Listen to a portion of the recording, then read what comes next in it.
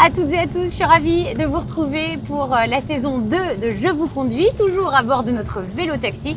Et pour ce nouvel épisode, nous sommes en Mayenne, parfait au rythme slow de ce vélo, en compagnie de Bruno Bouygues, le dirigeant de GIS. Alors Bouygues, évidemment, c'est un nom qui doit vous dire quelque chose, et c'est pas du tout un hasard. Bonjour Bruno. Bonjour Cécile. Alors ce nom de famille, c'est celui de votre célèbre grand-père. Tout à fait, qui a créé le groupe Bouygues, mais dans lequel je ne travaille pas. D'accord. Et aujourd'hui, on va parler d'un chemin qu'on a pris avec mon père, qui était la reprise d'une PME GIS en Mayenne, très loin finalement du groupe éponyme et familial, et chemin qui nous passionne aujourd'hui. Donc ici, à Laval, en Mayenne, depuis 1964, il y avait une PME d'une cinquantaine de salariés au moment où votre père arrive. Exactement, en fait, mon père souhaite reprendre une PME industrielle, plutôt dans l'ouest de la France. Alors, pourquoi exactement, pourquoi ma famille avait une propriété à Saint-Malo.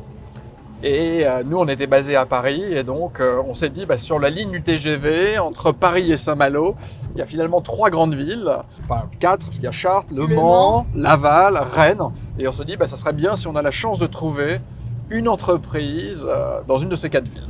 La chance vous a souri. Les dossiers sont arrivés, GIS s'est présenté, ça nous a séduit, on a fait une offre et on l'a repris. Super. C'était il y a 20 ans. Voilà, il y a 20 ans. Et donc GIS, c'est les initiales des fondateurs. Exactement. Et l'activité, à l'époque, est-ce qu'elle est déjà divisée en 3 grandes catégories ? Non, en fait, lors de la reprise, GIS est une entreprise qui avait finalement pas mal souffert par manque d'investissement. L'entreprise était spécialisée dans la fabrication de postes de soudage traditionnels, sans électronique, et de chargeurs de batterie traditionnels. D'accord. Donc, pourquoi le sujet nous a passionnés, c'est que l'électronique allait entrer dans notre industrie, et on s'est dit au moment du rachat que finalement, il y avait tout à inventer, tout à refaire, et qu'on allait amener l'électronique dans cette entreprise. Alors c'est ce que vous avez fait, on est en 2021, au siège il y a plus de 650 collaborateurs sur les 860 Tout à fait. dans le monde, et quand on dit dans le monde, c'est qu'il y a quand même plusieurs centaines de pays aujourd'hui avec lesquels vous travaillez. Oui, on a aujourd'hui des filiales avec nos collaborateurs dans 4 pays, l'Angleterre, l'Allemagne, l'Italie, la Chine et le Maroc. Et puis, on vend via des importateurs dans 132 pays. Donc plus de 50% du chiffre d'affaires à l'export. Il y a toujours le soudage et on appelle ça le coupage, si j'ai bien compris. Alors tout à fait, on a un catalogue bleu dans lequel on a les éléments de soudage et de coupage. En fait, on travaille l'arc électrique. Lorsqu'on envoie de l'air comprimé sur un arc électrique, ça nous permet de couper.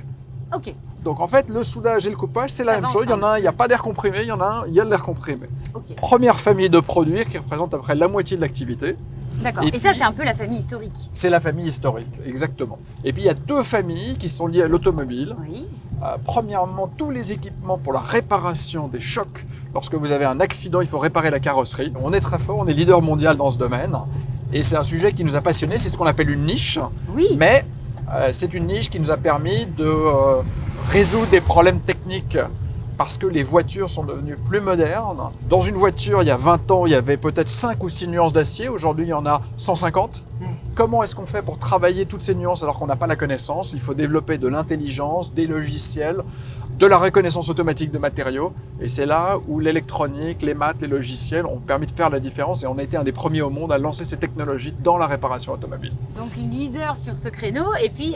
Et le 3e catalogue, la charge de batterie, qui a été le parent pauvre de l'entreprise pendant 20 ans et qui en ce moment explose, puisque l'électrification de tout fait que nous sommes noyés sous les projets techniques en ce moment.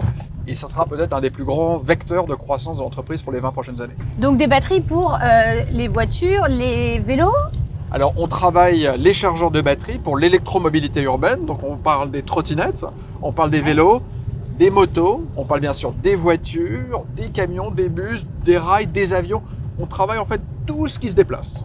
Avec des clients prestigieux, puisque je crois que vous avez un partenariat avec une célèbre marque Tesla, pour ne pas la nommer. Oui, alors aujourd'hui, on a la chance en fait d'être partenaire de toutes les grandes marques d'automobiles mondiales, mais c'est vrai qu'on est très fiers de travailler avec Tesla qui nous a positionnés comme fournisseur de rang 1 technologique et donc avec lesquels on travaille sur toutes ces grandes innovations. Donc c'est vraiment une chance et une opportunité incroyable lorsqu'on est en Mayenne d'avoir un pied dans la Silicon Valley tous les jours.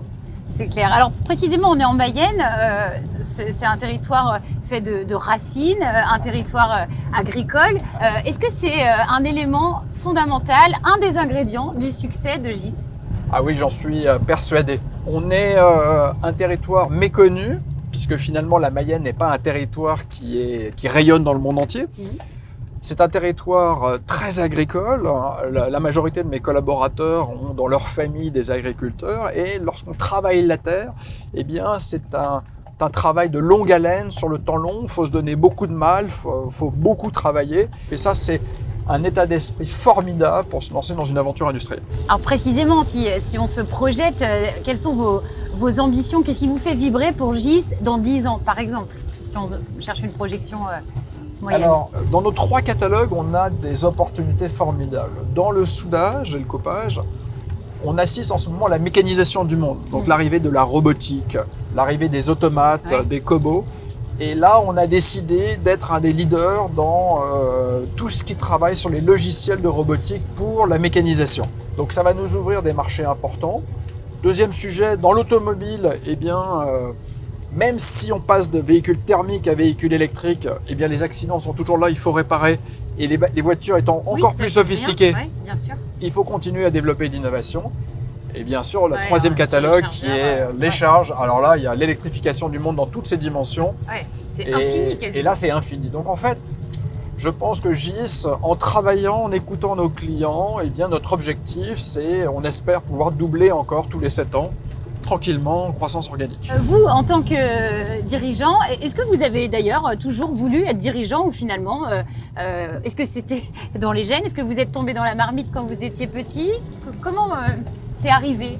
Alors c'est sûr que quand vous venez d'une famille d'entrepreneurs, vous avez une chance extraordinaire, c'est que vous grandissez dans un environnement où vous rencontrez des personnes qui vous partagent des ambitions, des envies, une volonté de transformer, de faire quelque chose par eux-mêmes. Donc c'est sûr que j'ai forcément un certain nombre de rôles, de modèles qui m'ont influencé.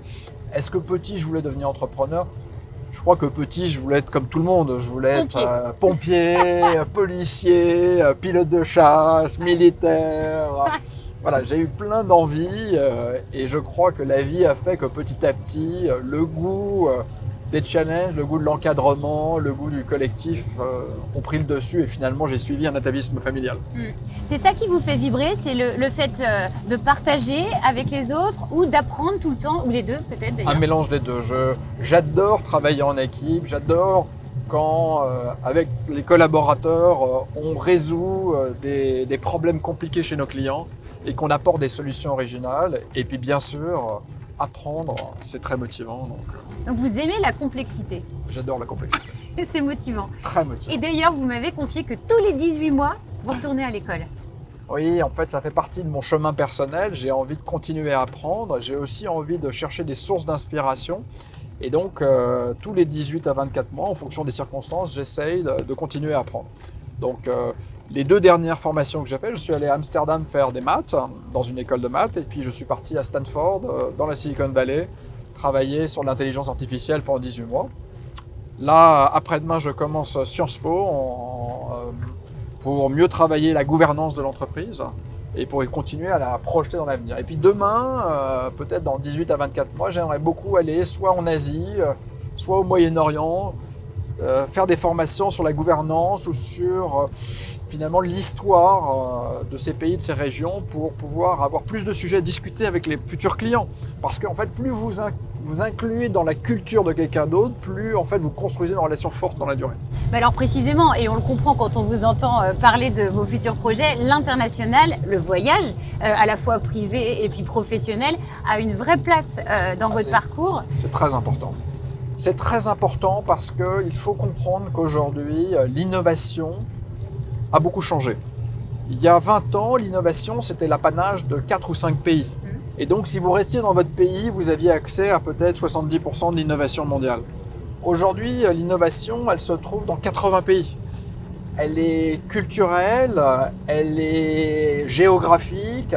Et donc, si on veut absolument développer des solutions qui puissent être utilisables dans de nombreux pays, il faut absolument voyager dans ces pays pour comprendre les besoins.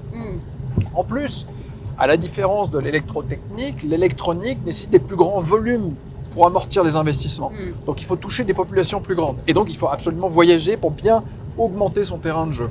Quand vous n'êtes pas en voyage ni à l'entreprise, et justement pour décompresser, qu'est-ce que vous faites? Quels sont les loisirs, les sports? Enfin, qu'est-ce qui vous fait du bien pour vous ressourcer?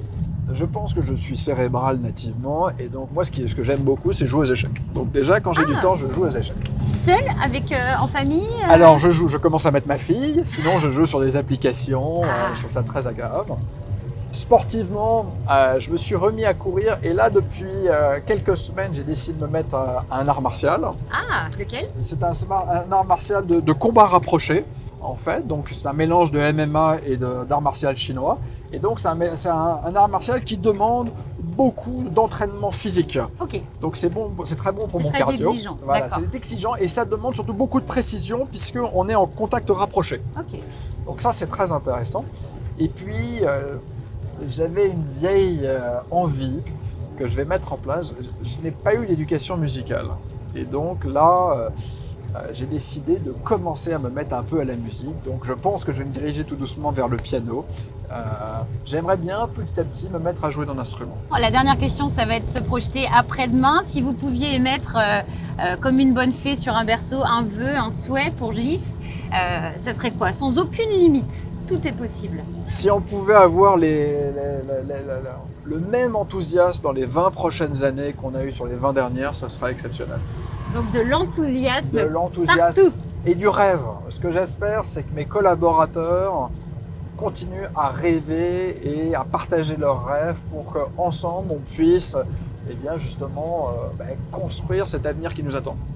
Merci beaucoup Bruno. Merci beaucoup aussi. C'était Bruno Bouygues donc pour cette balade au rythme de la Mayenne, donc à bord de notre vélo-taxi. Merci beaucoup de nous avoir suivis. Ainsi s'achève ce nouvel épisode de Je vous conduis.